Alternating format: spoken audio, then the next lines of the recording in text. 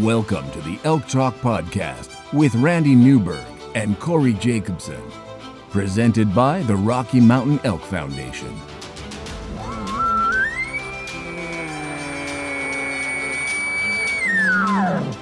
The goal is what little you and I know about elk hunting, we share with people.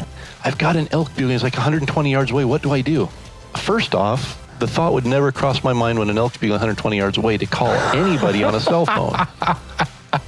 All elk? All the time? Only elk? Only elk. Well, it's us having conversations, so we usually go down some rabbit holes, but If you hunt with Corey Jacobsen, you will find the landscape is full of rabbit holes. We're just going to make this up as we go. and you look at it like, oh, that's a target-rich environment. But if you're trying to single one out, a solo target there is much easier to go into than a big group. We record everything, so there's no BSing, no lying, no faking it with us. Did we hit the record I button? thought I forgot to hit the record button. If you want to know something about elk hunting, this probably isn't the podcast to listen to. Should we give them a list of all the other podcasts where they might learn something?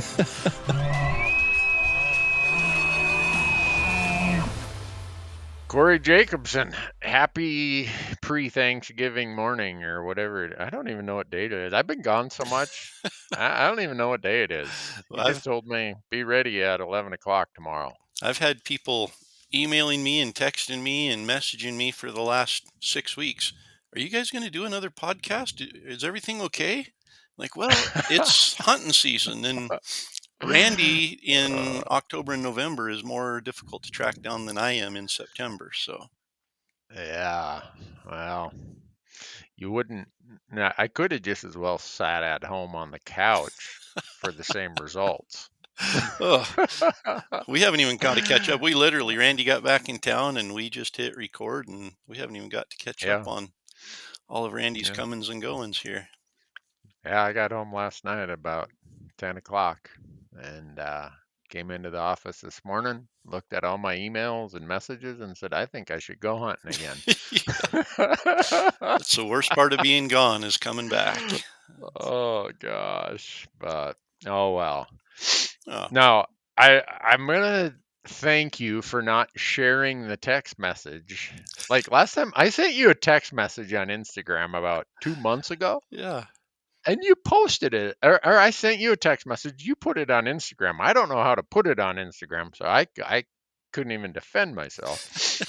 But the message I sent you the other day, I'm glad you didn't put that on Instagram. Well, we can put it on the podcast right here and talk about it. Yeah. Well, I'm sitting on a mountain in Colorado, and it is the first day of my deer hunt down there, and I get a call from Utah. I'm like, I'm not answering a call from Utah. Send it to voicemail. Well, I look, I'm like, boy, that's an awful long voicemail. This person must have really had, this isn't like a spammer. So I listened to it. Like, Mr. Newberg, you've been selected as the first alternate for the late archery elk hunt on unit. You have until 4 o'clock tomorrow to let me know. Wow.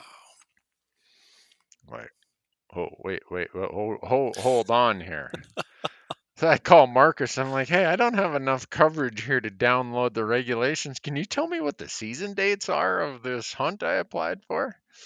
And he texts me back. I'm like, oh, no. November 29th through December 14th. Let's see. I promised RMEF that I would be at their event for 4 days in Las Vegas and do all the stuff I promised them. I told my wife that if she would fly down there, I would take her to the Jamie Johnson concert. Ooh. I'd have to cancel that.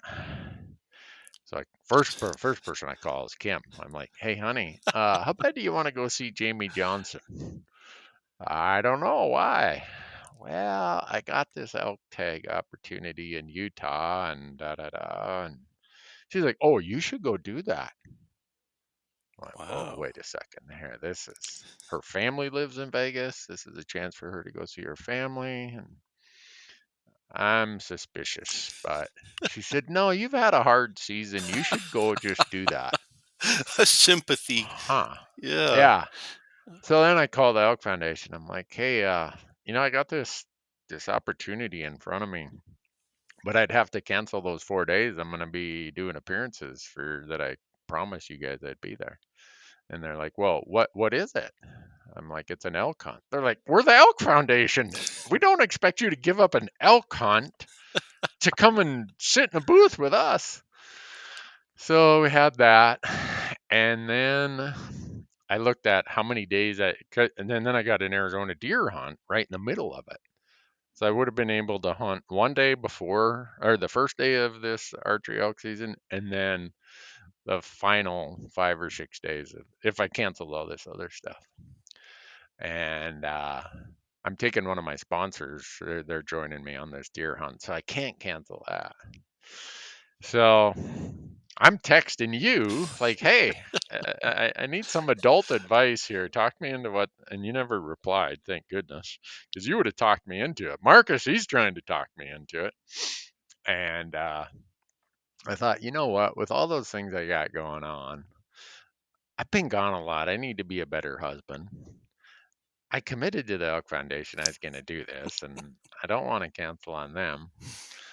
And then here's the other part. I'm like, you know what? I'm going to be back. If I accept this, I'm going to lose my very few points I have, and I'm going to be back in the penalty box in Utah again. And I can't give this. The reason I applied for the late archery tag is I thought, 15, 16 days, you could go there the first week, kind of learn it. And then the second week, maybe you could get one.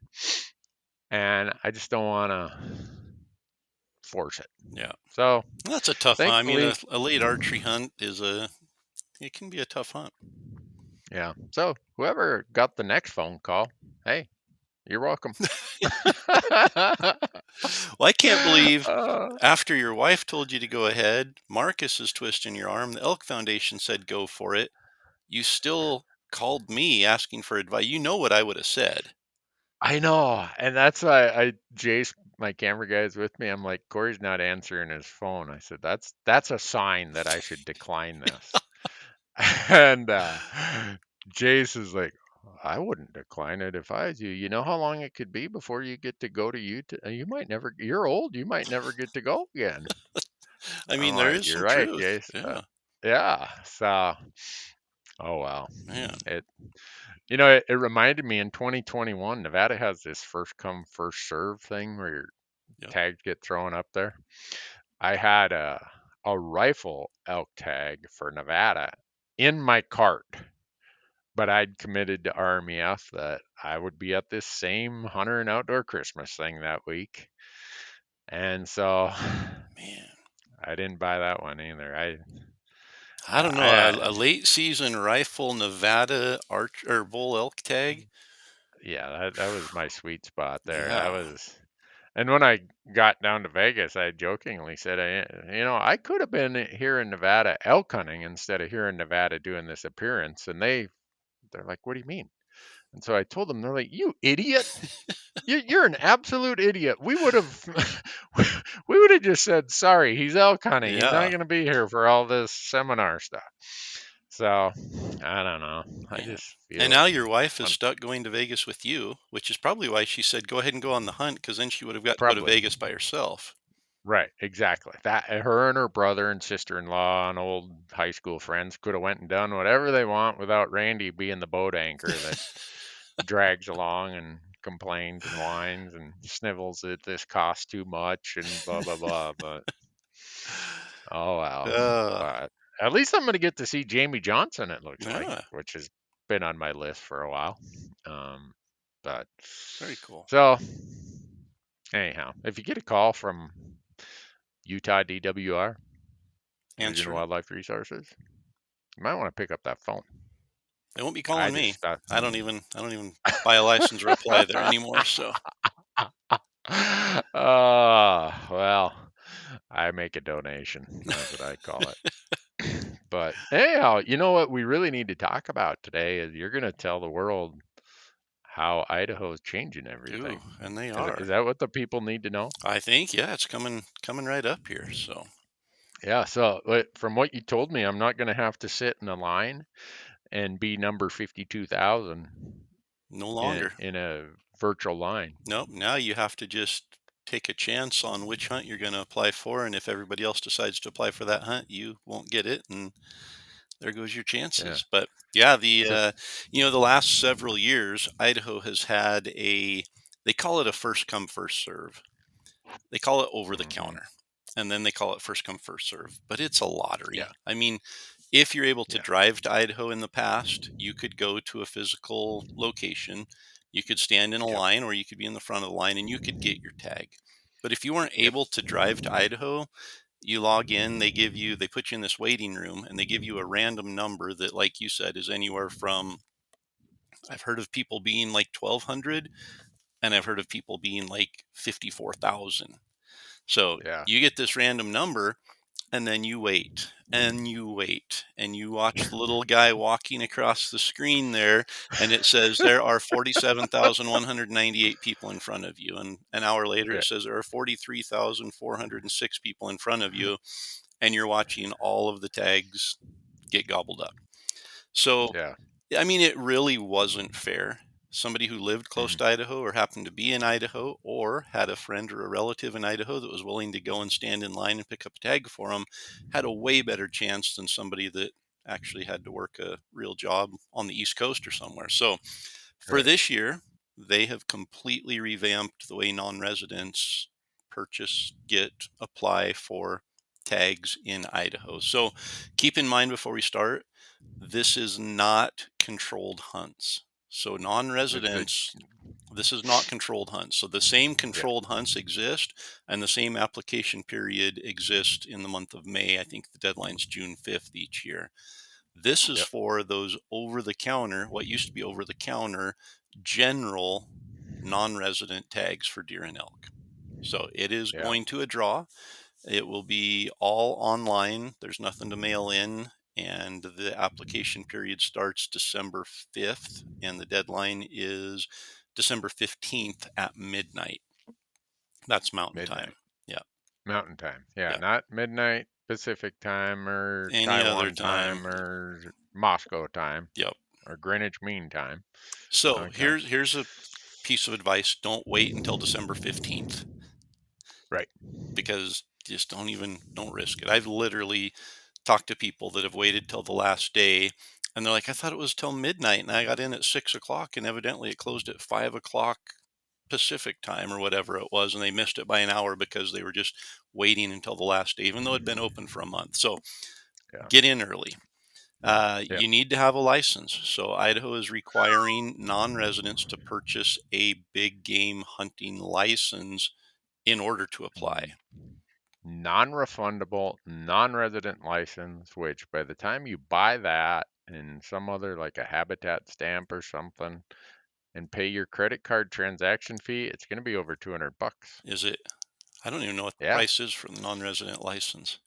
I did the math. I think by the time you do all those things, you're into it like $212 or something. Yeah. But the nice That's thing, it. I mean, That's the generous thing that they're doing is they aren't charging an application fee. So the right. $7 Yeah. application fee or whatever some states charge, they aren't charging that. So you do Yeah. have to purchase, and don't get a small game license, don't get a fishing license. It has to be a big game hunting license, Yeah. and it has to be purchased. It's non-refundable, but there will be some other opportunities where it will come into play here. So don't give Right. up on us yet. Later on. Yep. Yep. So So here's what just that part of it right there. Knowing, so you talk to enough people how the old system was working, and they're like, yeah, I had 14 other computers logged in to see and whatever one was my furthest, my lowest number, I logged out of the other 13. yeah. So there aren't going to be 54,000 or whatever non-residents actually apply Well, because that's there what. were computer bots, there were all kinds of Yeah. other stuff. And now that you say, hey, it's going to cost you 200 and some dollars for this raffle ticket, Yep. it never used to cost a dime to stand in that line. Yeah. You could buy It your only cost license money. at the same time. If there's a tag there, Right. you put it in your cart with your license and go get it. Right. Yeah. So I think that's the big part of this change is it's going to sort out the faint-hearted Yeah. and get rid of the duplicates, triplicates, the people who built some computer bot to give them 140 places in the line. But Exactly. So so these are the general deer and elk tags that have historically been over the counter. So again, yeah. forget about controlled hunts for right now. Mm. So December 5th through the 15th, you can apply as a party now, which before that was the thing a lot of people complained about is my uncle's standing there in line. I'm at home in Delaware online and I'm number 54,000 and my nephew in Florida is number 1,200. We can't get the same tags. We can't hunt together. We can't even hunt in the same area. So we can't plan on going together. So there are a lot of people that like to hunt with family or friends and just weren't able to plan Right. on that. Now you can apply with up to 4 people on your application. If there's, let's just say 10 tags available and there's 4 of you on your application, if they pull your application, all 4 of you get a tag unless there's not 4 tags left. If they're Right. down to the last 3 tags, nobody on that application, that whole application gets thrown out. So it'll lower your chances slightly on those last 2, 3, or 4 tags in the pool. But if there's 600 tags available, it's not going to even make a statistical difference. So you can Yeah. apply as a party, and then you get 5 choices. So Idaho typically gives you, I think, 4 choices on controlled. Maybe it's 2 or 4. But anyway, it really, you have 0 chance really of drawing Yeah. a second choice, because what they do Right. is they go through every single application and look at the first choice. And then they go back through and they look at every application's second choice. Well, by the time they get through all of the first choice applications, there's probably not going to be very many, if any, tags left. It's going to be a lot Yeah. like the old system, where the only tag that's going to be left is going to be a Lolo B tag or a Panhandle A tag or something that there's a reason there's some left over. But Yeah. this at least gives you an opportunity to put one of those less desirable, we'll call it, tags as your Yeah. second choice and have a chance of drawing something. So when we go back and remember, you've already purchased a license. If you're like, I will take just a mediocre tag, you still have a chance to do that by putting up to 5 choices. I wouldn't bother putting more than 2, maybe 3. Put 5 if you want to, but I really doubt they're going to come back around and look at anybody's 5th choice. And some people are probably wondering, well, what does this do then when the controlled hunt period comes in May? And if you draw a controlled deer or elk tag, you can return your general You're deer or jumping elk. way ahead here, Andy. Oh, We've I'm got sorry. All a right. lot more meat on the bone here. We've got to chew off All before we right. get to May. All right. Well, I read so Go Hunt and Brady did this article, and I was reading it this morning. So I'm sorry, No, I got ahead of everything. So if you want to go read Brady's article out on Go Hunt, he nerds out on data and all that stuff. Use promo code Elk Talk when you sign up, and you'll save still. Uh-oh. Randy just gave me a black screen here. Yeah, all of our power just went out here. Oh. Hold on. Hold on. I can still hear you. Yeah, well, I know. That's because we're running on the battery of my computer. Hold on. Let me turn the flashlight on here. Oh, it's not a matter. I thought maybe your screen on your computer didn't have enough power. You're just sitting there in the Oh, dark. no, we had a blizzard yesterday. It blew all the trees down and everything. Wow. And yeah, or that's what I was told. They came home and all my stuff was off. How do you get to your flashlight on an iPhone? I'm a new iPhone You don't even user. have to open it. Just tap on the screen, and down in the lower left-hand corner there should be a little flashlight, and just hold it down, and your light should pop on. Hey. How about that, huh? Look Let's at see how that. long we can do this. Yeah. I might run out of battery juice here on my computer, but Well, keep an eye on the battery indicator. If you start getting low, let me know, and we'll stop so we can upload files. Okay, so anyhow, December 15th is the deadline, and that's important. But equally important is the January 20th deadline. So if you draw a tag, the results are going to be out in early January. I think they said they're going to Okay. try to have them out by around January 5th. So pretty Mm, quick turnaround, 3 weeks. That's awesome. They're not like Wyoming that keeps your money for a year and a half yeah. or whatever and then tells you didn't Yeah. draw anyway. But so early January, they're going to have the results. And then you have to purchase your tag by January 20th. So if you find out you were successful in the draw and you Oh. drew tag A, you have to go back in online and select that tag from your cart and purchase it, and then they'll mail it to you. If you do Wow. not do that by January 20th, no exceptions, no ifs, ands, anything about it, you will forfeit that tag. So Huh. if you I didn't draw, catch that part. yeah. So it gets even better Mm. though. So that's January Uh-oh. 20th.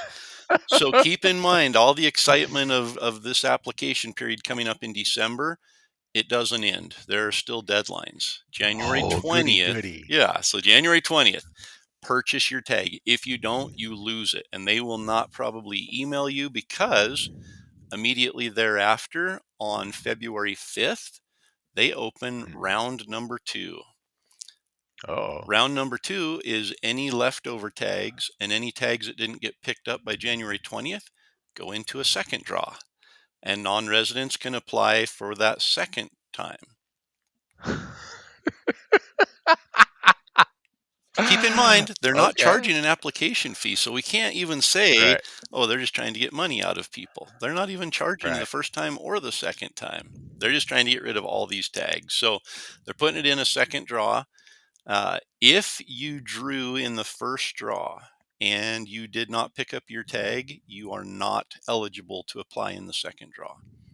So if you drew a tag in the first draw but Mm. forgot to pick it up, you're done. You don't get a Yeah. you don't get to try again.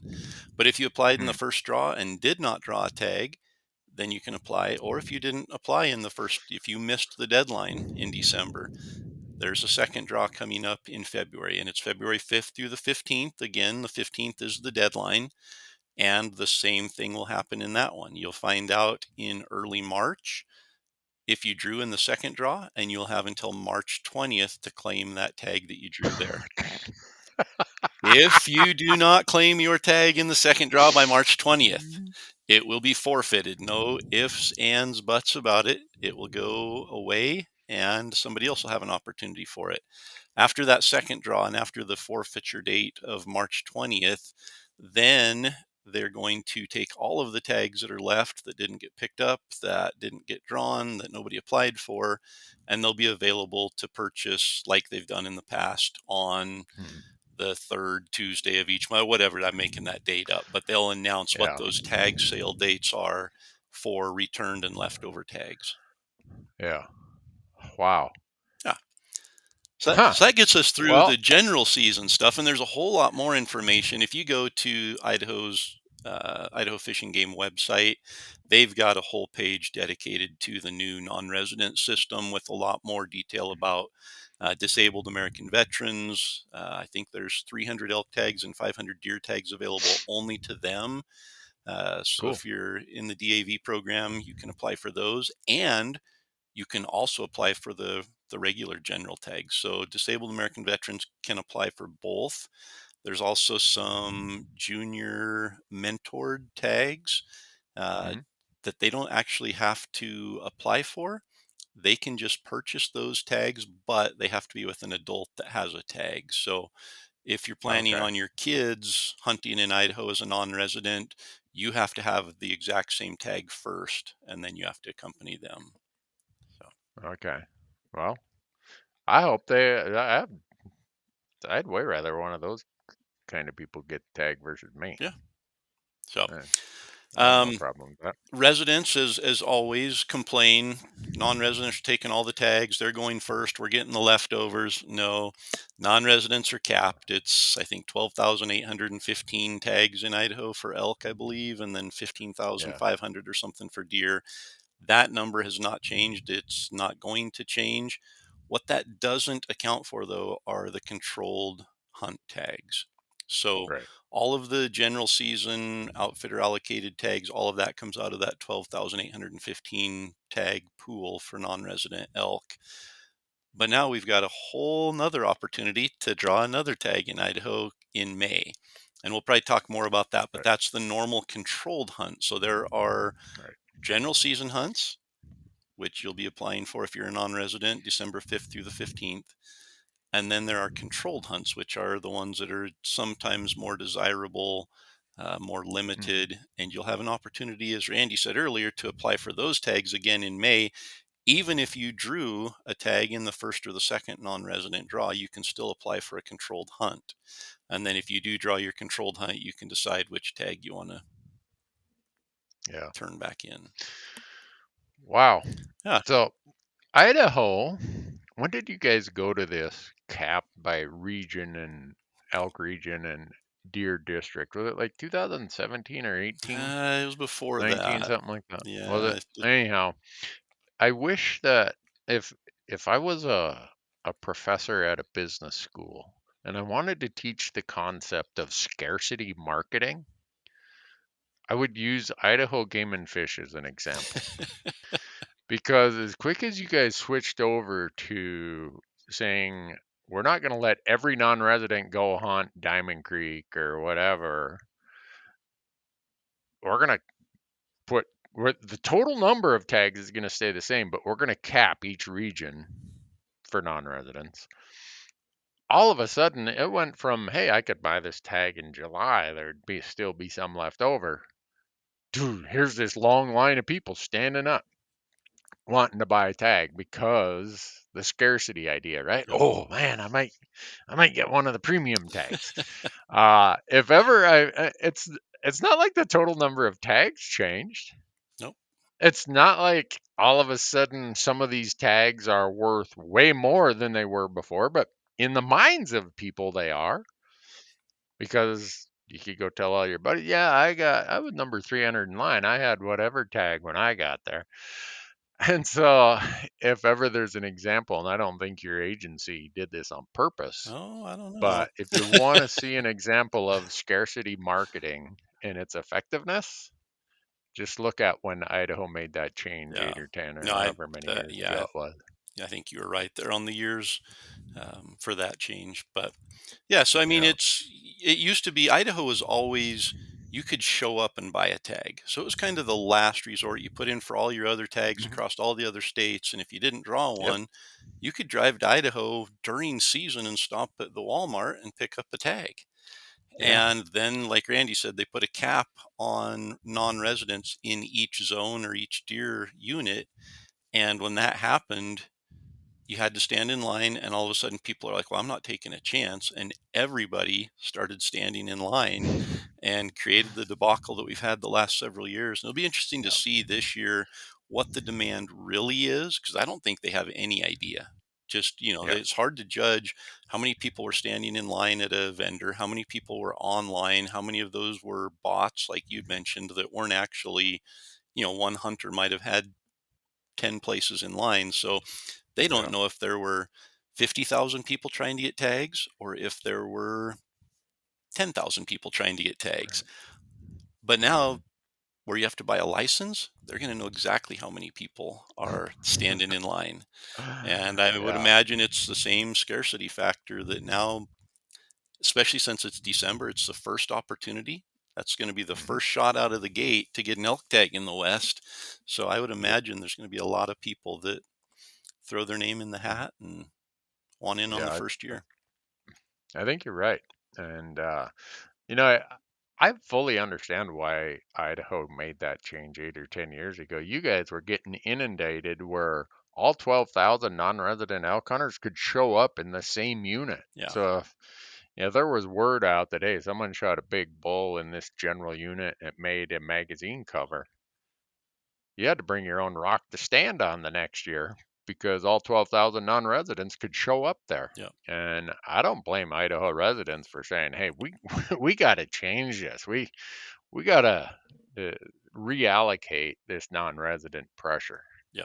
We'll keep the tag numbers the same, but we're going to force them to be scattered around the state." So, And Idaho but bases it off of, the allocation of tags in each zone is based off of prior year basically okay. usage. So Mm-hmm. I think they're going to continue to adjust that.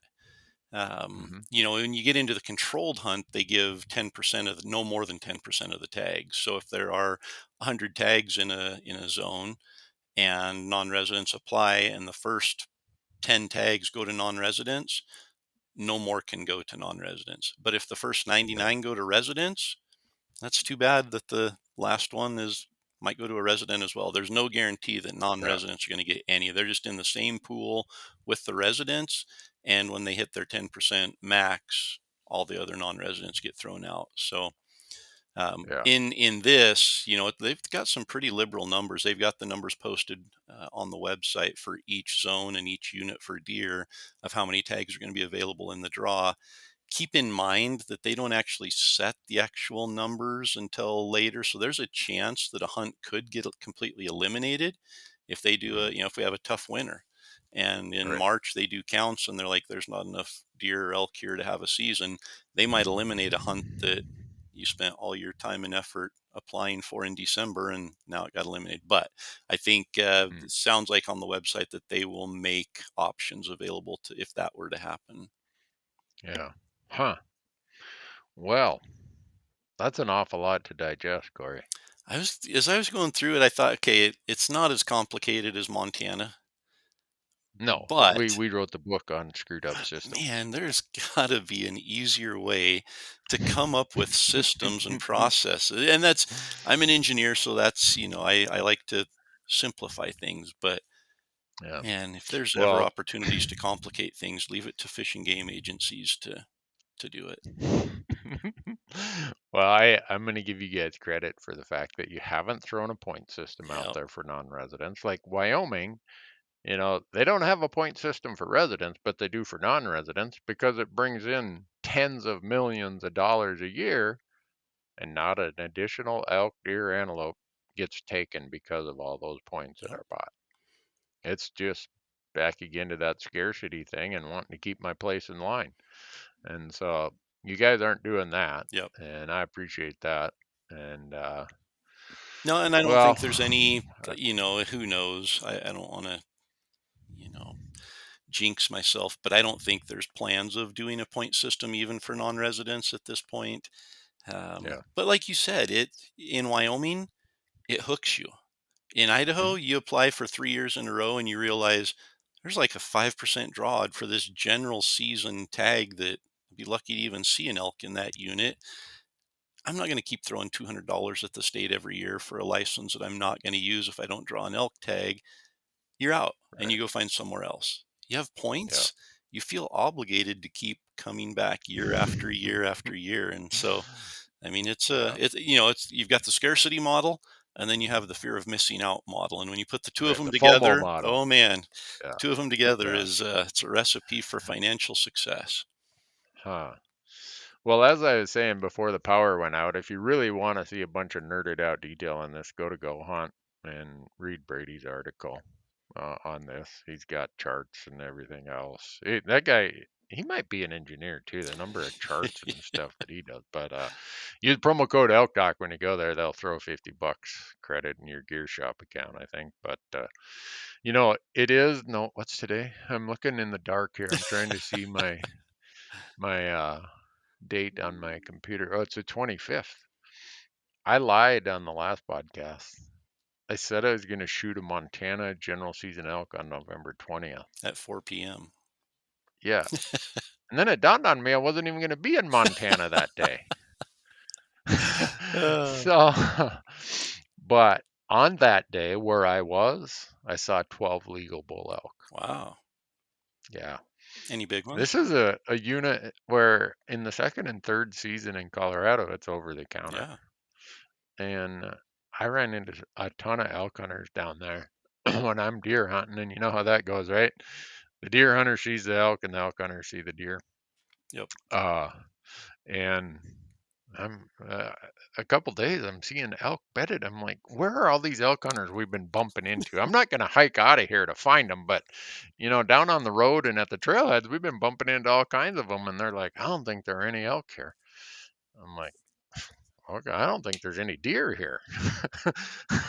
But so, and the funny part is this unit, if you apply in Colorado, you can get this fourth season elk tag as a second choice and not even burn your points. Wow.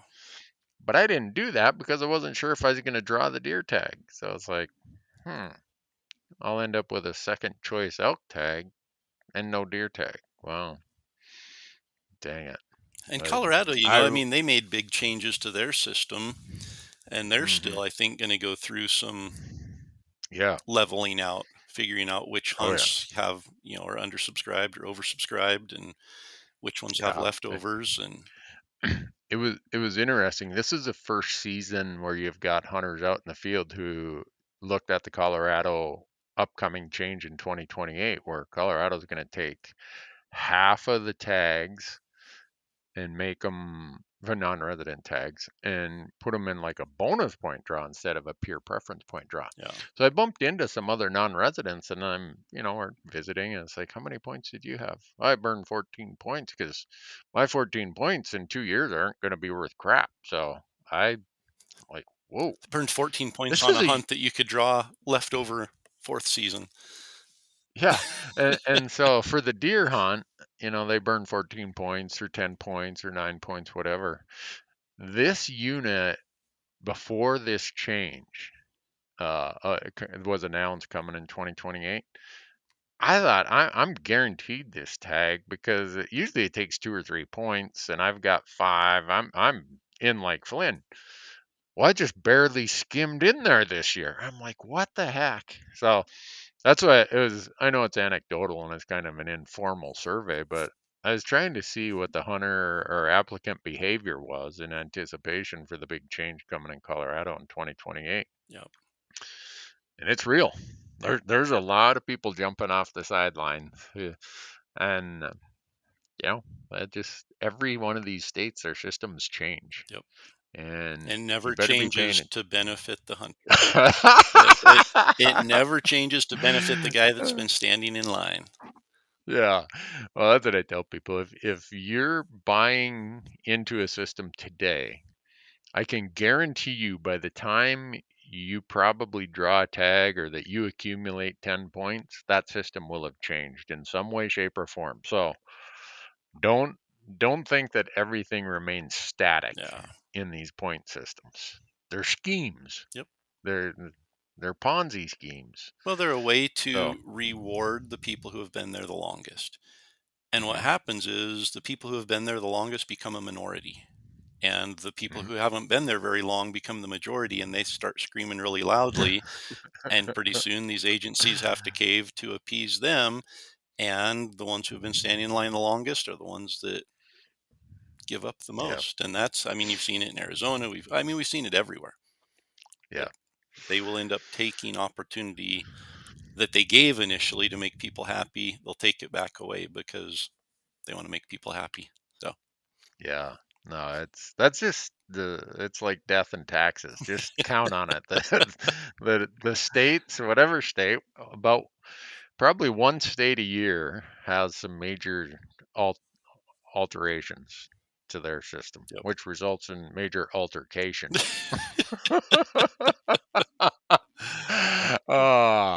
But no, I guess I'm one of those weird people who I try not to build a lot of points. I try, but for things like sheep or whatever, you can try to burn your points all you want, doesn't matter. But like Jace, my camera guy, I think I started applying in Colorado the year he was born. And he's like, how many deer tags have you had in Colorado? I'm like, well, since I started applying in 1995, I've had 5, I think is what I came up with.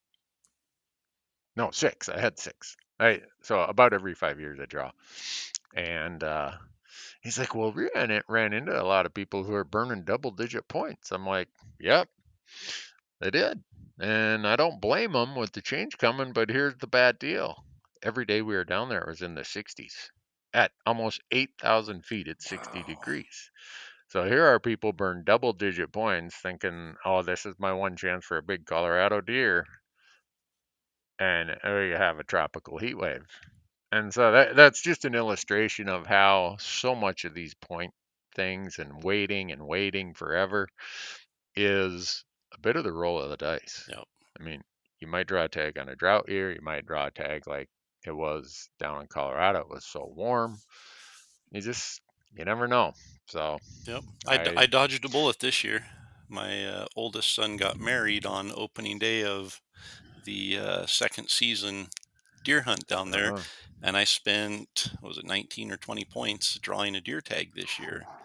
And yeah, just before the 30-day deadline to return the tag, I sent it back and got my. The bummer part about it is when you turn it back in, you don't get a point for that year. And yeah, that's the second time I've yeah, done that. So I'm 2 points behind where I should be on a deer yeah, tag. And like you said, that's changing in 2 more seasons to basically yeah, take your number and divide it in half. So I got to yeah. figure Guys something like out. But a season like this, second season, your only chance is weather. And there wasn't even yeah. weather for fourth season down there this year. So No, I've hunted Colorado a lot. I've never seen the snow line as high and as sparse as it was this year. yeah. But oh well, I had a lot of fun, and So now you I you gotta saw 12 bull elk. yeah. Any big ones? I would say in that one group of six, there were probably well, four of them were nice 6 points. Man, High 200 6 points. yeah. And this is an over the counter unit in second and third season, and I've shot elk in this unit on an over the counter tag, and I just I was observing how a lot of the people were going about it, and maybe they're experienced elk hunters, and maybe they had a plan and a strategy, and it just didn't work out, bad luck or whatever. Uh, but my experience in Colorado is even in these over the counter units, there's a lot of hunting pressure going on because the deer and the elk seasons are going on at the same time. Yep. You can almost look at the landscape and see where the elk are going to go in response to the hunting pressure. And if you set yourself up nearby, you're going to see them moving when other hunters bump them, or you're going to see them in the morning just before they go to bed, or you're going to see them in the afternoon when they come out to feed. And yeah, there were four of those bulls that if I saw it here on my Montana general tag, I'd be like, get the cameras rolling, boys, because I'm about ready to shoot something there. And so I know it was fun to see Yeah. as many elk as I saw. And now all of our Colorado listeners are like, shut up, Newberg. We don't need people to know that they You they can come actually here and see elk in season. Yeah. yeah. But so I don't know. I've got 3 days that I get to hunt here in Montana, and I'll be honest with you. The idea, I was looking at the forecast, it's going to be in the single digits every night. Going and sleeping in a tent right now after having been on the road and sleeping for 80 some days, sleeping in tents and eating crappy food. I think I'm gonna day hunt, and if I'm gonna hunt elk in units where cow elk are available on my general tag, and I I've not chambered around yet this season, Corey. Wow. I've been helping other people. Yeah, I have not even put a shell in the chamber. That's the kind of season I've had. So if I see a cow elk, looking at my freezer, that thing is coming home with me. So all those folks who might watch our content thinking we're going to shoot great big bulls, don't count on that this year. Man. Because if I see a cow, it's probably going to die of lead poisoning. Well, at least you have that option. In Idaho, Yeah, that's true. it was tough. See, I mean, it's the same. The weather just wasn't good. We did get some early snow that I think pushed some elk out of the high country, but then Hmm. it warmed up and it didn't force them out into feeding patterns, and they stayed in the timber. And it was tough to find elk Mm, this year in yeah. that late October time frame, which it's always tough. This year was even more difficult than normal. Hmm. But Well, it's always fun, even if I don't put a round in the chamber. I'm out there. I'm just having a blast. yep. And this spot in Colorado, I maybe could have went about it differently, but here's what the storyline was. I wanted to go and hunt lands that would have been sold under Mike Lee's proposal last summer. And all these elk I saw were on lands that, under the Mike Lee amendment, could have been sold. Wow. And so the place where I hunted and ran into a lot of other hunters, these are lands that, okay, they're not the 100,000 acre piece of public land. They're a couple thousand acres that maybe are the corridors that get you to the bigger chunks. So Yep. I just wanted to show how important these smaller parcels are. And just because they're near towns and stuff doesn't mean they don't get a lot of hunting use. Yep. And so that was the story. And it was a lot of fun to go and tell that story. Yeah. And maybe I should have hunted in some other places, but Well, I don't know. you've had a season maybe not filled with chambered rounds, but filled with stories. I saw you Oh had yeah. a special guest a few weeks ago that you got to hunt with. hmm Yeah. Theodore Roosevelt IV, the great grandson of President Roosevelt. Yeah. He called me last winter, and I've known him for quite a few years, and he's been a great sounding board on a lot of things. When I feel like I'm banging my head against the wall and spinning my wheels, I'm like, Ted, what am I doing wrong? And he's always got good advice. And it just his life perspective when he got out of college. He went to Harvard. He signed up. He enlisted in the Navy to go to Vietnam, and he was one of the first classes of. He calls them frogmen. Now we call them SEALs. Uh, and so he went and did that. Signed up for 2 tours there, and then he's done all kinds of things. So I always look for people who've kind of had a life, have been there, done that, and see what I can learn from them. Well, when he calls me and says, Randy, I'm going to be 83 this year. I sure would like to shoot one more elk, and I think you're just the guy to help me. What do you say to a guy who's, I think he's going to turn 83 here this week or next week or something, but you can't tell that guy no, No. right? I don't care who it is. So I said, well, here's what you got to do. You got to apply and blah, blah. So he drew the Montana general tag. And I called one of my CPA clients who I used to be trustee for. And they own a ranch that they allow a lot of hunting. And they have a picture on the wall of what's called the big house of the ranch that is President Roosevelt on that ranch in that house on one of his Montana hunting trips. And so I get to take his great grandson there. Anyhow, there were some other hunters there that day, and people see it on the video. They shot a bull, and I'm standing around thinking, well, now what do we do? The elk have been scared off. And here, about a half hour later, they're still on the dead run, zigzagging back and forth. And they come through this little saddle, and I'm like, Ted, get ready, because when I've been here before, the elk like this little peaceful spot down here. We're going to go set up there. And they did it. It's like they read the script. And he sat down and he had a 30-mile-an-hour crosswind. And he told me before the hunt, he's like, I can't shoot a bull because my wife, she likes cow elk. I got to shoot a cow. I can't shoot a bull. Well, the cow's all huddled up in a herd, and I could see him lined up on him like he's going to shoot one of them. And all of a sudden, so I'm filming too. I'm the camera guy. And I see him pivot to where this bull was outside the herd. I'm like, he's going to shoot that bull. His wife's going to be mad at him. And so I lucked out. I turned the camera to that bull, and all of a sudden, boom, flop, down it goes. And so, yeah, it was a special time. He was very grateful that I took the time, and I was very honored that he'd call and ask me. And a lot of people will be like, well, that was on private land. Yep, It was. And if I'm even upright when I'm just about 83, I'm going to call it a plus. And this guy's remarkable. He's not a big guy, but he still does all of his workouts and everything since back when he was in the SEALs. And he's in remarkable shape for his age. And then when the bull's laying there, I'm like, Ted, I told you I get to do the gutting and gilling. He's like, well, I can't let you do all that stuff. I'm like, well, that was our deal. I get to do that or else. And so it was a ton of fun. Oh, did I lose you, Corey?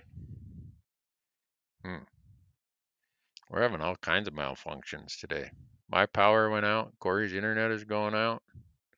If this episode becomes anything recoverable, folks, it'll be what they call a miracle.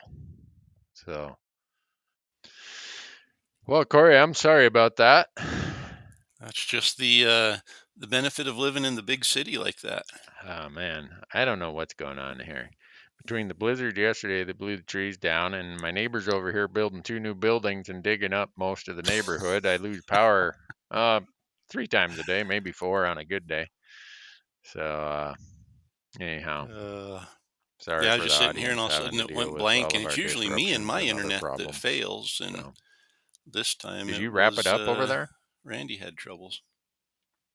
No, now it's saying Corey's offline.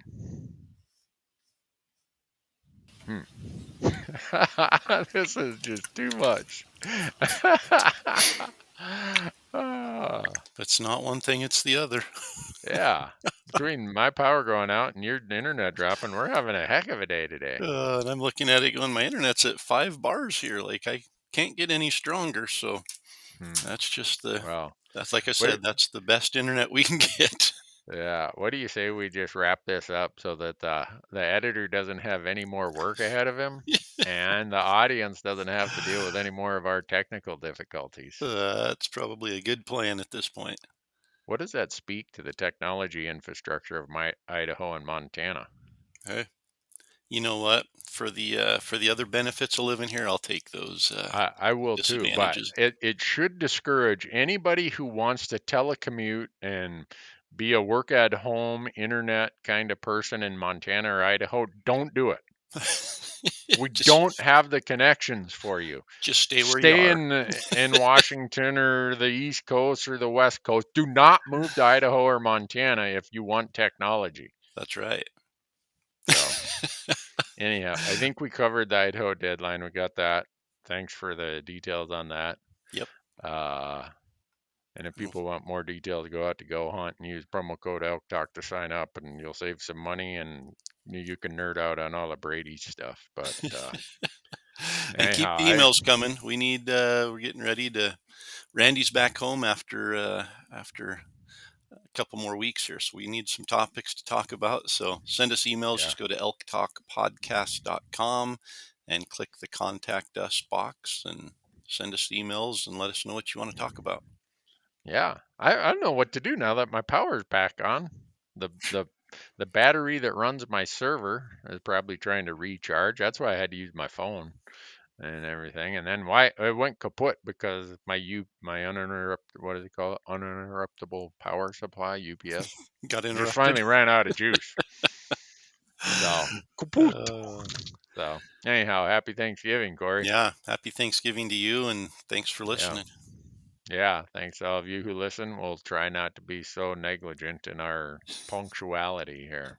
So it's all my fault. I'm raising my hand. Blame it on me. Yeah, So. but he did turn back a Utah elk tag, so he did that just so he could be here for recording a podcast. Yeah, that's what I should have told the audience is I couldn't because I had an Elk Talk podcast I had to do. Then they'd really hit the BS button. He's all of it. No, I feel that it was the right thing to do, and my wife was pretty excited. She acted excited. I know she was excited. She was like, "Oh, now he's gonna be there, dragging along with me." I wish he was in the mountains of Utah. All right, I think that's a wrap, Corey. Let's finish it before somebody else finishes it for us here. Yeah, there we go. All right, take care.